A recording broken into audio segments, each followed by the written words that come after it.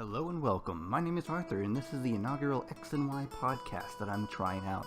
It's mainly a self-discussion of various topics, usually one at a time. And for the pilot episode today, I'm going to be talking about the eventual wall of video game consoles.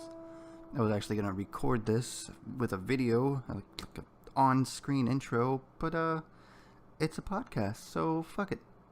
Alright, let's go. So, when video games were first introduced to the masses, they were nothing more than simple lines, blocks, and stick figures that would barely represent the things they were claiming to portray. Besides Pong and all of its consoles, one of the earliest examples of a home gaming console would probably have to be the Atari 2600. It had interchangeable game cartridges that you played using a single joystick with a lone button. After that came the NES, or Nintendo Entertainment System, with its 8-bit gaming, as well as the SMS, or Sega Master System. Both supported interchangeable game cartridges and a controller with a plus-sign D-pad with 4 buttons, later followed by the Sega Genesis and the SNES, or Super Nintendo Entertainment System, often shortened to Super Nintendo or just SNES. These consoles boasted 16-bit graphics and power, along with more buttons for more input commands at any given time. Then, of course, from those consoles we move on to the 32-bit consoles, namely Sony PlayStation, using interchangeable game discs. Nintendo, deciding to skip the 32-bit system altogether, just jumped right ahead to the 64-bit console, aptly naming it the Nintendo 64. Since then, we've gotten consoles like the Xbox, PlayStation 2, GameCube, Xbox 360, PlayStation 3, the Wii, to where we are now today, with the Nintendo Wii U, Sony PlayStation 4, and Microsoft's Xbox One. With each new console, the graphics would get better and better, along with how much data each console's game could have on it, as well as the controllers would get more and more intricate. Speaking of controllers, the Nintendo Wii's controller is probably the most strange in that it's basically a single controller split into 2 whole parts connected with a cable. Bizarre, but it actually worked pretty well, depending on which games you played with it.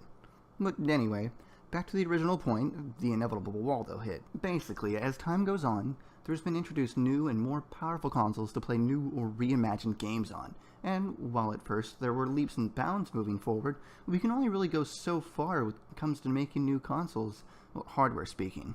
As of right now, all 3 of the main console choices offer their game entries in full HD, be them either 720 or 1080. Nowadays, we have TVs that are capable of displaying a resolution referred to as 4K, or Quad HD, I believe as it's called. And if you want games that display in that sort of resolution, you'd have to turn to a PC or a laptop. The next logical leap would be to make a new console for each main company that has the compatibility to display games in 4K resolution, like a PS5, Xbox One 2, Nintendo Wii U Me, or whatever. Past that, there's really not much else you can do to improve the hardware to justify an entirely new console, so the companies would have to resort to continue creating new games for said consoles instead. I mean, as of right now, companies seem to be either making the newer consoles backwards compatible with old games, offering them as digital downloads, ports, or remastering or remaking them all together as a separate new release. I'm looking at you, Zeldas. And that's not to say they're not making new entries, because they are. But they're also doing a lot of ports, remakes, and spin-offs.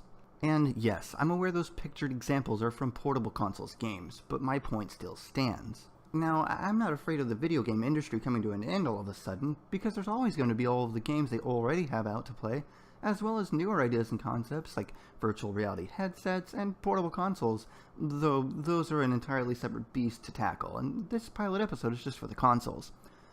But for just the home TV console market, it's getting pretty close to its inevitable wall as far as hardware upgrades and new console entries that can be released. And it's obvious that this is the case when you look at the trend of console releases that have already come out, and that is, they keep getting bigger and better. But soon, there won't really be anything bigger or better to upgrade to. But luckily, that's not anytime really soon. But it definitely is a bridge that will have to be unfortunately crossed in the relative near future as time, affordable hardware, and video games as a whole move forward. Either way, that's just my 2 bits. I'm Arthur with X and Y, where it's your reality from my perspective, and I hope you will have, or have had, an awesome day. Goodbye. Hey, thanks for checking out my podcast. This is only the pilot, so if you liked it, why not hit the like button below, or leave a comment. And if you didn't like it, then definitely leave me a comment and tell me why, so I can know what to work on for the first actual episode. For future podcasts, I do intend to get more people involved, so it won't always be just me. Anyways, thanks again. And yes, I'm aware those pictured examples.